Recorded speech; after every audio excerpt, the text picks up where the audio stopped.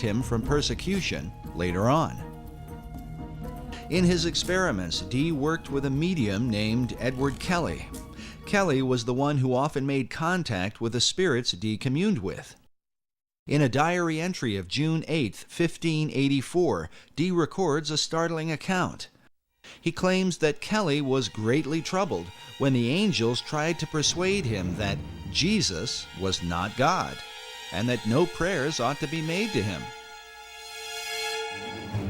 They further claimed that sin did not really exist, and that man's soul simply moves from one body to another, in what sounds like reincarnation. Upon hearing this, Kelly was apparently distraught, and believed they had contacted evil spirits. Nevertheless, the angels provided Dr. Dee with gifts of knowledge.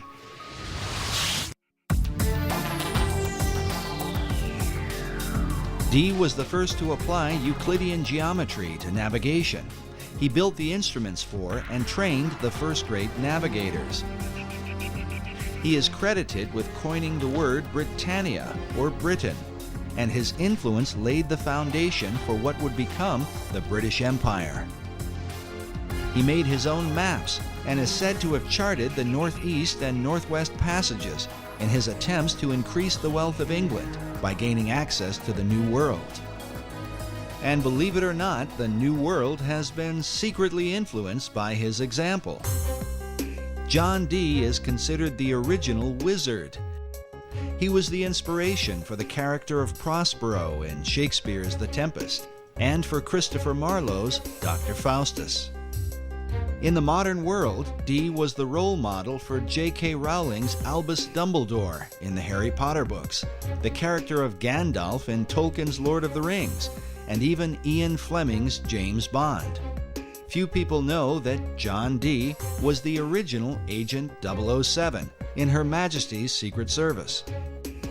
Ian Fleming got the idea for his designation 007 for James Bond from the fact that that was how John Dee would sign his correspondence when he was overseas working as a spy for Queen Elizabeth. He would always sign his name 007. And that's where the concept came in for James Bond. Because James Bond was originally intended to be kind of a modern day Dr. John Dee, although it never really developed that way. While Dee's character continues to intrigue, some would argue that compelling the imaginations of literary minds was not his greatest influence. This image shows what appears to be a wizened old man passing a lamp in the dead of night to a younger man in Elizabethan clothing. Baconians believe this old world engraving represents Dr. John Dee passing the lamp of esoteric knowledge and wisdom to his successor, Francis Bacon. Both Bacon and Dee were men of science, dedicated to the advancement of learning. Both men were members of the Rosicrucian Society, of which Bacon would become the chief. Like Bacon, John Dee believed that America was indeed the lost continent of Atlantis. But where did he get this idea? Was it given to him by his angels?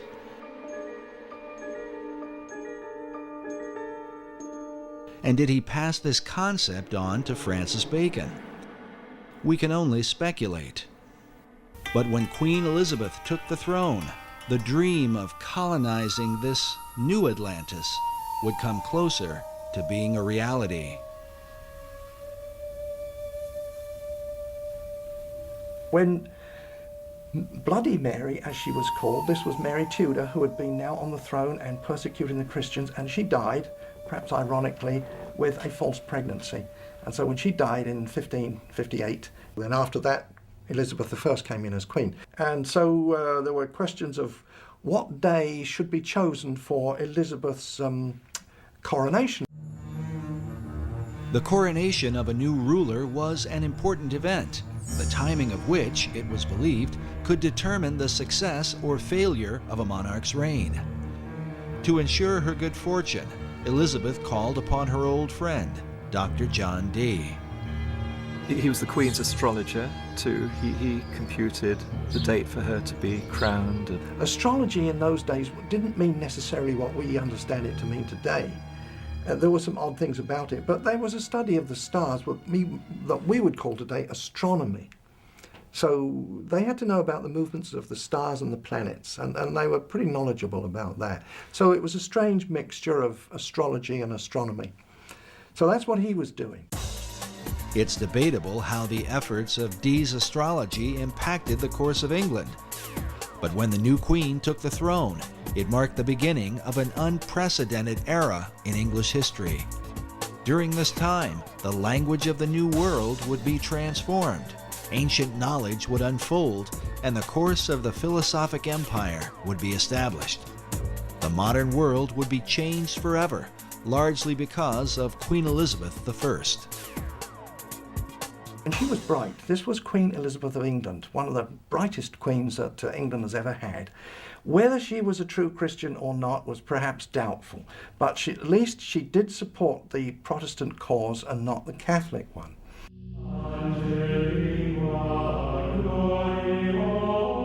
The Queen's Protestant faith made her immediate enemies in Rome. In April of 1570, Pope Pius V issued a papal bull excommunicating her from, quote, the unity of the body of Christ. Well, that meant that the Pope was saying to all the Catholic kings of Europe, go and invade England, kill the Queen, take over the country, make it Catholic, and I'll give you my blessing. So that was a huge threat to England and the Queen. So the English, who didn't like that, didn't like that idea, they formed a close-knit protection around the Queen and their country. To answer the threat of spies and assassins from Rome, the English set up an intelligence network under the leadership of Sir Francis Walsingham, known as the Queen's Spy Master. Among his secret agents were Dr. John Dee and later on Sir Francis Bacon, along with their Rosicrucian Society, which is said to have been formed in England for the purpose of protecting Elizabeth. But some suspect the Order of the Rose and Cross had yet another agenda. I think they would have definitely been on the Protestant side of things. They would have had a vested interest in using all of their both political savvy and occult savvy to protect the Queen, but I also think they had an esoteric agenda as well. This society had a very esoteric base. Behind it had links with the wisdom societies, the wisdom traditions throughout Europe, and inherited a lot of that wisdom light being passed on. And so they had an inner program which was to try to raise consciousness of society. According to Bacon, Rosicrucianism seemed to represent the very heart and focus of the entire New Atlantis concept.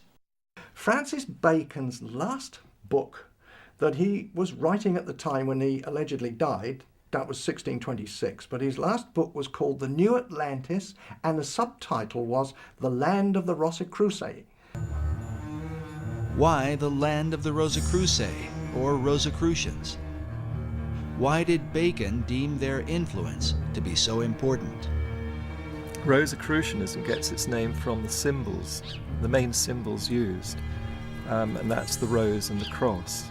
But these are very ancient symbols. They go back long way in time and been used by different societies for thousands of years. In the hands of different societies, the symbol has been interpreted in a variety of ways. There is the decipherment of the rose that received much attention in Dan Brown's Da Vinci Code.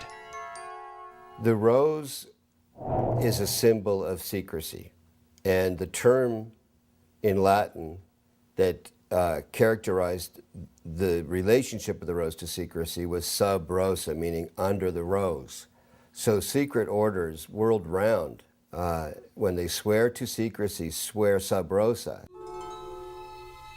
The secrecy of the rose represents the hidden knowledge of the ancient mystery religion, while the cross symbolizes Christianity. The combining of these two is what defines the belief of nearly all the secret orders. the symbology there is the infusion of all this Eastern Persian spirituality into Christianity. Was this fusion of beliefs a part of Bacon's plan? And what sort of impact could it have? The reformers argued that the mixture of paganism and Christianity is what produced the Dark Ages. Would Bacon's program of the Rose and Cross be a blessing or a curse? And how would this whole thing be carried out?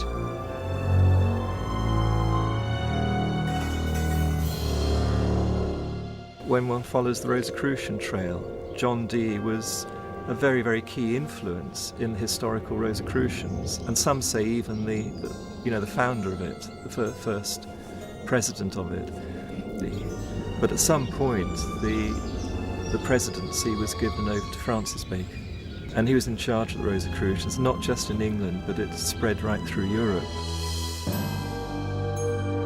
and was following Bacon's particular program.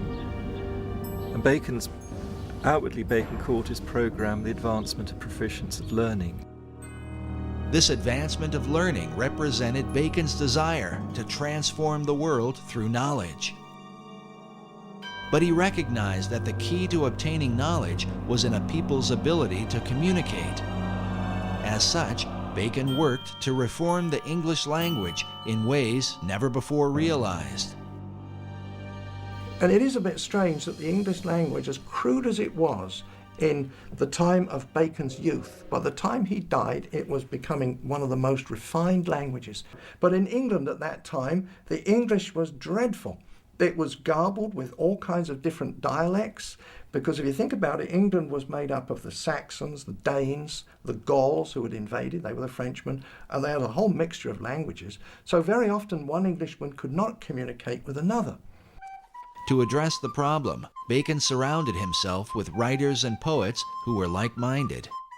All these people, these kind of intellectual people, they all read and wrote in Latin, but they said, look, we need an English language. We're going to be a great country. So they needed a language and literature. So how to develop that skill? And that's what, I think that's principally what Bacon did. He gathered around him a literary society, writers, poets, artists as well, and some of them were employed to as part of the Secret Service of Queen Elizabeth, and they had communications with people all over Europe, in all the different countries of Europe, and from their letters they derived the roots of new English words, which they invented and put out. These new words were put out through a variety of literary works, books and poems and plays of the theater. Bacon's circle of writers and poets were largely responsible for the explosion of English literature during the Elizabethan era. They included such notable authors as Ben Jonson, Christopher Marlowe, Sir Walter Raleigh, and Edmund Spenser, to name a few. In addition, Bacon was dedicated to bringing the sacred knowledge of the ancient world to English-speaking people, knowledge otherwise kept hidden by the barriers of language. When he died, and subsequent to that, they've culled together at least 2,000 books. Not books that he wrote, because obviously one man couldn't write that number, but he had what he called a scriptorium. These were scribes who he paid to write for him. When he was the Lord High Chancellor of England, he had wealth, and he used to pay the scriptorium, these scribes,